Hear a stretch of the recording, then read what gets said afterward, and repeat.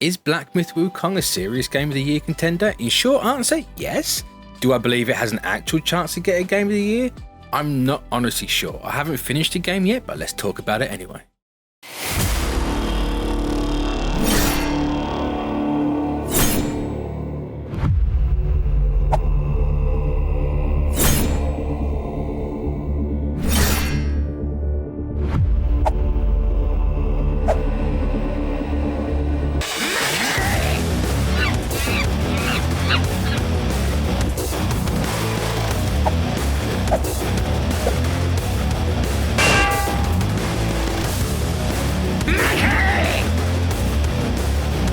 Congratulations!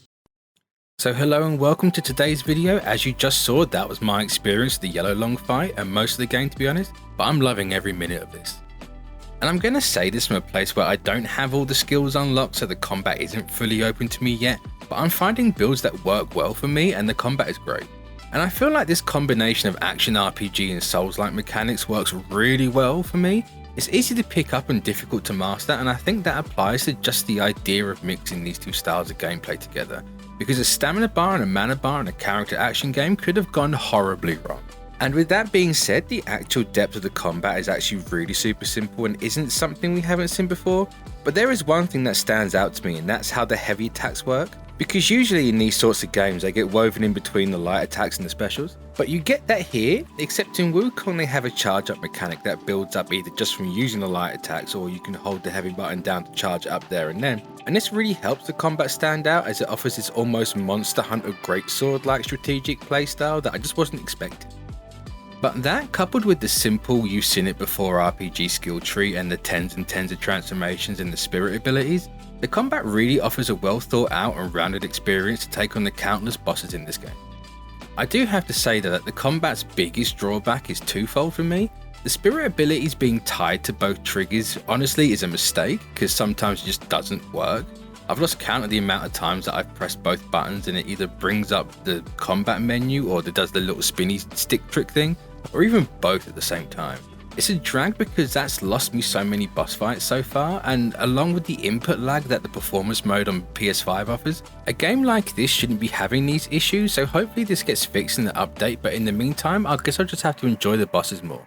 And speaking of the bosses, these are some of my favourite designs just in general. Maybe it's because Chinese mythology isn't something that's really had its time in the sun over here in the West, and it's not something I'm overly familiar with anyway, but the variation in design from boss to boss, chapter to chapter is gorgeous.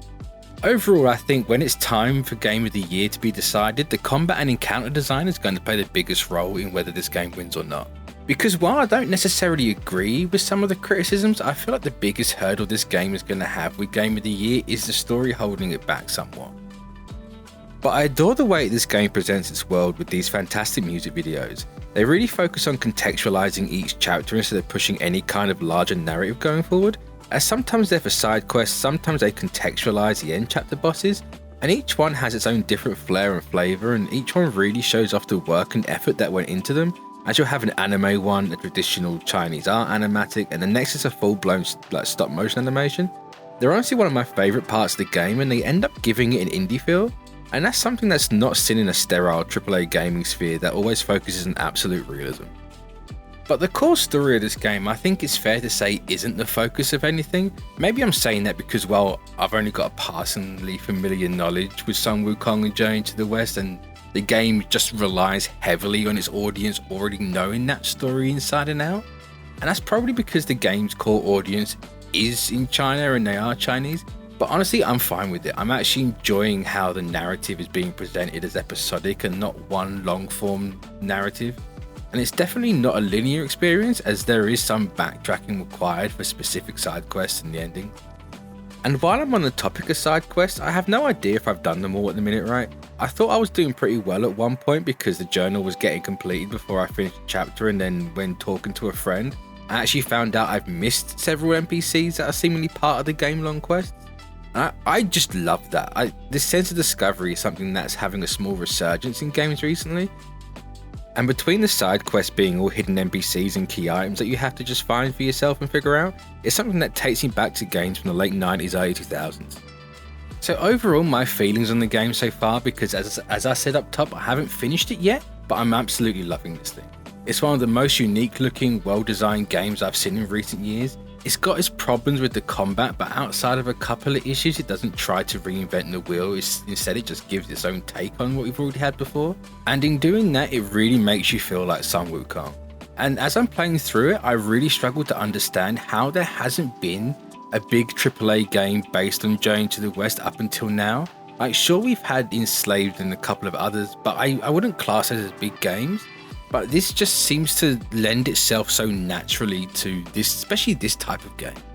But the package as a whole comes together and we get this combination of God of War meets Souls-like with a non-linear narrative that feels totally unique in the current gaming landscape. And for all its pitfalls, we have to remember that this is the studio's first release and it's nothing short of impressive. And to answer this video's question, is Wukong Game of the Year? Personally, no, and this is entirely subjective obviously, but I do really believe that Final Fantasy VII Rebirth is going to walk this year's Game Awards. And I think if Rebirth wasn't released this year and it was just a straight fight between like a Helldivers 2 and Wukong, I think Wukong would have taken it easily. It's just unfortunate that Rebirth came out and honestly over-delivered in a year that's been a slower year than what we've had in recent times, so anything else, no matter how surprising, isn't going to be able to stand toe-to-toe. Naturally, I could be way off, and with the reception that Astrobot has got on release, it could just come in here and swoop every award away from any other game this year. But I do think at the very least, Wukong is going to be nominated for Game of the Year. As much as I don't think it's going to win, I do think it has a better chance than most. But that's going to be the end of the video, everyone, so let me know where you stand on Wukong. Are you even playing it? Do you agree with me, or am I just flat out wrong? Let me know down below. And before you go, if you enjoyed the video, show some support with a like and a sub. It goes a long way in helping the channel grow, and I'd love to see you all around here again. And so with that, have a nice day. Peace.